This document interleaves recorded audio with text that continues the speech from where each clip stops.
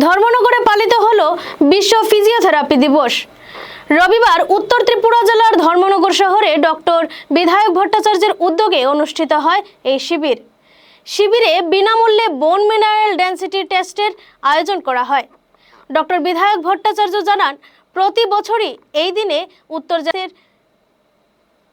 এর আগে ধর্মনগর শহরে কখনো এই স্বাস্থ্য শিবির হয়নি বলে জানা গেছে। তাই এবার প্রথমবারের মতো ধর্মনগর শহরে বিএমডি টেস্টের আয়োজন করা হয়। শিবিরে 110 জন রোগী এই পরিষেবা গ্রহণ করেন। উল্লেখ্য, ফিজিওথেরাপিস্ট ডক্টর বিধায়ক ভট্টাচার্য আফ্রিকার গাম্বিয়া সোসাইটি অফ ফিজিওথেরাপি থেকে আন্তর্জাতিক শিরোপা অর্জন করেছেন।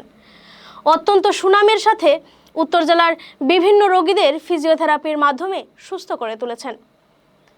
ধর্মনগরের পূর্ব থানা রোড এলাকার নিগমানন্দ ফিজিওথেরাপি ক্লিনিকে আয়োজিত বোন মিনারেল ডেন্সিটি টেস্টের ফলে ধর্মনগরবাসী অনেক উপকৃত হয়েছেন। অ্যাকচুয়ালি আজকে 8 সেপ্টেম্বর বিশ্ব ফিজিওথেরাপি দিবস। তো বিশ্ব ফিজিওথেরাপি দিবস আমাদের সমগ্র পৃথিবীতে ওয়ার্ল্ড কনফেডারেশন অফ ফিজিওথেরাপিস্ট, যারা কোয়ালিফাইড ফিজিওথেরাপিস্ট আছেন, আমরা ওয়ার্ল্ড কনফেডারেশন অফ ফিজিওথেরাপিস্টের এই দেওয়া ডেটে বহু বছর আগে থেকেই আমরা ওয়ার্ল্ড ফিজিওথেরাপি ডেটা পালন করে থাকি।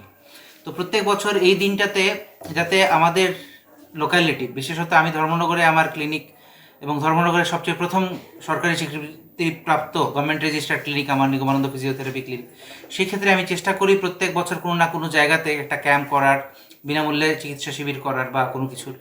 তো এবছর একটা নতুন অভিনবত্ব আমি আনলাম, যেটা আমি দেখলাম অনেকের ক্ষেত্রেই বোন মিনারেল ডেন্সিটি বা হাড়ের যে উপাদানগুলি সেগুলোর ঘনত্ব কতটুকু আছে সেটা একটা বড় কারণ হয়ে দাঁড়ায়। অনেকে ব্যথা নিয়ে আসেন, অনেকে বিভিন্ন রোগ নিয়ে আসেন, অনেকের ব্যথা কমে না, আমাদের কাছে আসেন ফিজিওথেরাপি করাবার জন্য, ফিজিওথেরাপির ফলে সুস্থ হয়ে যান, কিন্তু আমরা কেউই জানি না ওনার বোন মিনারেল ডেন্সিটি কতটুকু আছে।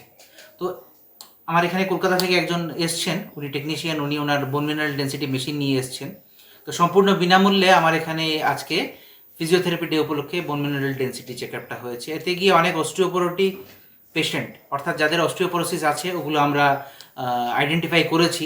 অনেক পেশেন্ট আছেন, এখন পর্যন্ত প্রায় 70 জনের কাছাকাছি রোগী এই পরিষেবা গ্রহণ করেছেন। তো আশা রাখছি দুপুর 2টো পর্যন্ত হবে, 100-র উপরে যাবে এই সংখ্যাটা। ধর্মনগর থেকে রত্নদীপ চক্রবর্তীর প্রতিবেদন, গণ আওয়াজ।